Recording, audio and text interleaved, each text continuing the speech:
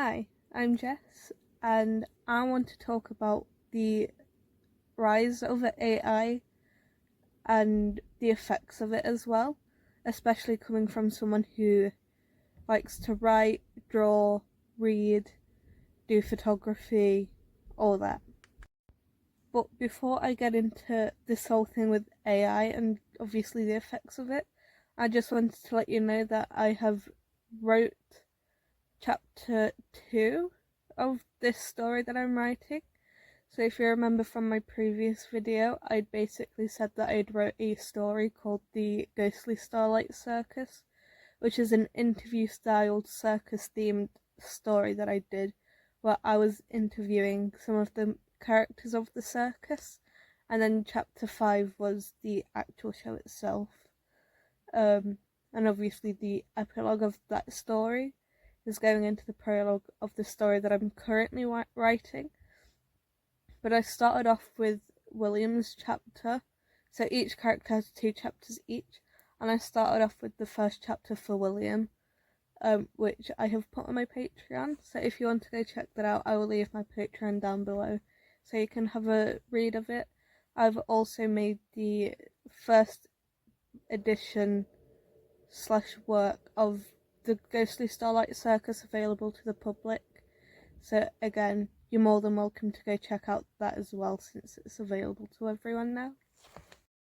So obviously AI has become prominent over the past 5 or so years, and you have sites such as ChatGPT, Character AI, Google AI, CC, which I'm pretty sure is a newer AI thing. But there's many more AI databases out there that generates images and obviously writing as well. With the rise of AI, the user base has also risen, and it's obviously flooded people's phones, search engines, and their lives, which means more people have basically become dependent on this AI services. Along with this, people have obviously become concerned with the rise of AI and how prominent it's become in people's lives, especially because it seems as though a lot of people have become dependent on them. So a lot of people have lost the ability to draw or write for themselves. But not only have people become dependent on AI, it's also actively hurting the environment as well. Not only that, the deepfakes have gotten a lot better, but also another reason why AI has been under fire is because of how it works. It's actively stealing pieces from actual artists and actual writers that have their work on social media and up on the internet. For example, I have a drawing account and I have a photography account on Instagram, which obviously they could be used to help generate images for AI. So I want to talk about how AI is negatively impacting the environment and how people are not being able to do stuff for themselves in regarding to the creative side of things, but also how it's affecting the job search, how it's also actively stealing from people who create stuff like music, art as in drawings and paintings, literature and photography, so it can make these images.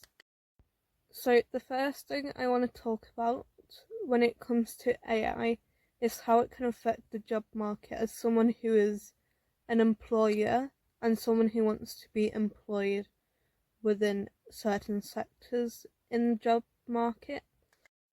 The first thing I want to talk about when it comes to AI is how it can affect the job market. So the first bit I want to talk about is a bit of personal experience as someone who is trying to actively be employed in the writing sector of work, obviously because I want to try and expand my writing. I'm writing from home as well, so I'm obviously trying to find somewhere that's going to be somewhat remote. So I've seen these jobs on both LinkedIn and on Indeed as well, because they're the two sites that I've mostly been using, and it's just those sites where I've been seeing these. But I've seen a decent amount of remote jobs based in the writing sector that have been AI based. So obviously these companies are putting out jobs for people to see and hopefully be hired in order to help train the AI that these companies are wanting to use. But not only that, I've also been seeing a lot of jobs, mostly on LinkedIn, about cryptocurrency, and obviously that's not good for the environment either.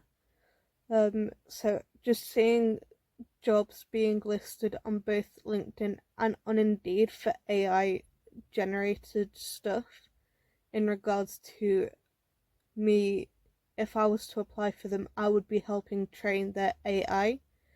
It's just so bad at the fact that these companies that I'm seeing cannot be bothered to actually hire people who want to do the work themselves and not have to train an AI thing to do it. But not only that, not only is AI bad for people who want to be hired in certain areas of work, it can also be bad for the recruiters as well, because from what I found out, there have been recruiters that have been warned that overusing AI can reduce the candidate's odds of success in finding a potential job as well. But also, there's apparently been resumes that have been written with AI that feature the exact same formatting buzzwords, and but they have the factual inconsistencies that most resumes that actual humans would write. But also, apparently, people have been using AI during video interviews, so they could be looking at their phones and possibly researching answers for possible questions. Not only that, apparently, a lot of recruiters have been saying that they've been stuck with robotic, non human sounding resumes that have obviously been written by ChatGPT, but also people who've again been using AI during video interviews, obviously referring to what I was saying before. So they could obviously use their phones to cheat during said interviews. So the next thing I want to talk about in regards to AI is how it can affect the environment. So I'm going with stats that I have found based on the percentages and stuff when it comes to AI and the environment. So apparently 82% of the world is using AI. So obviously that adds up and can affect the AI build-up on the environment. So apparently every time someone uses ChatGPT, it's using 4 grams of carbon dioxide, so CO2, that gets emitted into the atmosphere. So that's 30,000 GPUs in order to keep the servers for AI online. So to put that into perspective, there's an estimated 123.5 million people per day using ChatGPT. So in other words, in perspective, that's 494 billions of grams of CO2 just released from people using ChatGPT. Obviously that's a lot. So apparently that's also equivalent to 2090 average car trips. So yeah. But not only that, from what I've heard as well, there's water that having to cool down the servers as well, which is obviously going to be a lot of water having to be used to cool down the servers for AI, which people are constantly using. So obviously, if millions of people a day are using just one service for AI, which is ChatGPT, just think about all the water that's having to cool down servers to run these AI models. But not only that, people who are using stuff like ChatGPT CC, and all the other AI models, you're actively helping to train these AI models so they can get better at creating images or creating sentences and all that. So for this next point of AI, I want to talk about how it's actively stealing people's writing and physical art and photography as well. So in regards to the creative side of it, I want to talk about how AI is actively stealing people's work, such as writing, physical art, so drawings and paintings, as well as photography too. For example, when people use ChatGPT to create a story or just using generative AI to create an image, this means that you're training the AI to not only become better at what it does, but you're also actively training the AI to steal people's photos and writings and art that's also published online. Usually, when it comes to stuff like images and art that AI has made, you can usually tell that it's AI, especially when it comes to stuff like humans, because a lot of the time an extra limb has been added, an extra sort of like finger's been added. It looks too perfect, but it looks weird in a way. Like some things may be blended together, the skin looks too auto-tuned in a way, like it's too smooth. Stuff like things don't line up, and again, it's usually pretty easy to tell whether or not something's been AI generated in the sense of like, again, images or artwork. But also within writing, it may be a bit more difficult, but it's, I feel like, still decently easy to tell whether or not something is AI, since a lot of the time it can be long and non-committal answers, which usually is good for stuff like search engines. So finally, I just want to talk about how AI has evolved in ways that we probably thought wouldn't have been possible. So it's definitely become a lot harder to identify sometimes, but a lot of the time you can identify it just by looking at, the background, because again, some things might have blended together. People, especially if it's people, they might have had like an extra finger grown somehow, and their skin is a lot smoother, like you've put a smoothing filter over top. But otherwise, the main subject of an AI generated image is usually in a weird way that would probably make no sense. Whereas if you look at actual art pieces, they have it so that it kind of all goes together. So the main subject goes with the background that they've chosen to go for with an actual artist, whereas an AI image won't usually do that. Obviously, for when it comes to writing, it might be a bit harder, but it's usually still easy to tell, mostly because a lot of it won't make sense.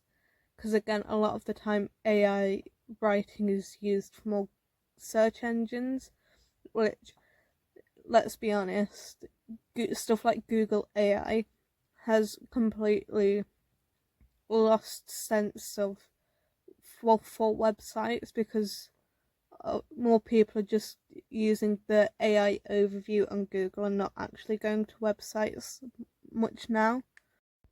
Finally, some people may argue that AI is good for those who are disabled, as it, can help produce work, but I feel like it still doesn't give someone the right to use AI with the stuff that I've previously mentioned, especially since it can harm the environment and also harm people who create actual art, photography, writing, since it actively steals from them, since you're training them to create these things.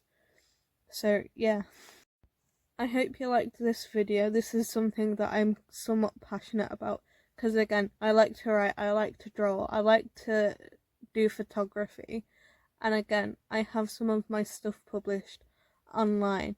So obviously, people who do use AI, there is a chance that my work is being used to help these AI services be trained into creating these images and these writing pieces, which isn't good because it's my work, and obviously it affects people who do stuff like photography or art or writing as their job, because obviously they're producing original work, which is again being stolen by AI services, which again is being used, especially ChatGPT, that's being used by millions of people around the world, which is not good.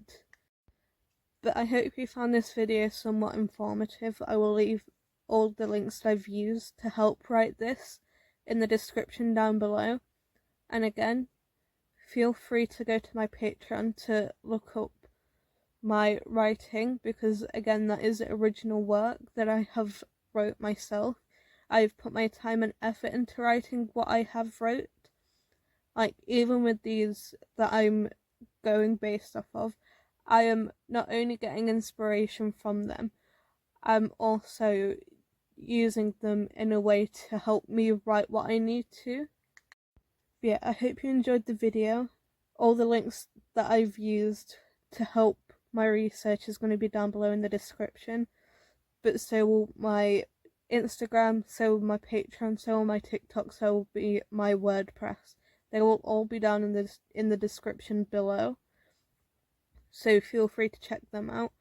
And again, make sure you check out the links that I have used to help write this, because I feel like they're equally important as well to help you get a better understanding of what I'm trying to get along in the terms of AI and how it's bad.